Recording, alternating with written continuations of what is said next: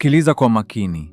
Wanasema ukweli unaweza kupindishwa, kwamba uwazi unaweza kuchanganywa, kwamba hata wale wanaosimama imara hatimaye watasalimu amri. Lakini Qur'ani haileti mkanganyiko kwa sauti ya chini.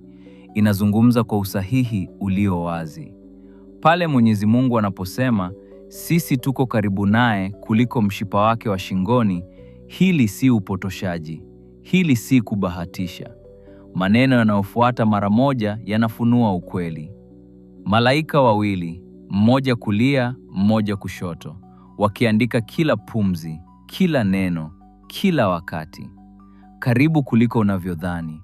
Wanaangalia, wanashuhudia. Na kifo kinapokaribia, roho inapotetemeka kwenye ukingo wa kuondoka, Mwenyezi Mungu anasema, sisi tuko karibu naye kuliko nyinyi, lakini nyinyi hamuoni. Hamwaoni. Malaika wapo pale pale, karibu zaidi kuliko yeyote aliye ndani ya chumba.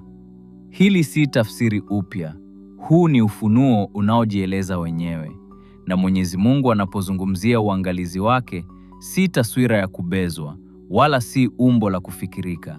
Ni uangalizi wake mkamilifu, ulinzi wake usio na mipaka, ujuzi wake wa kimungu juu ya viumbe wake. Hakuna kinachomponyoka, hakuna kabisa.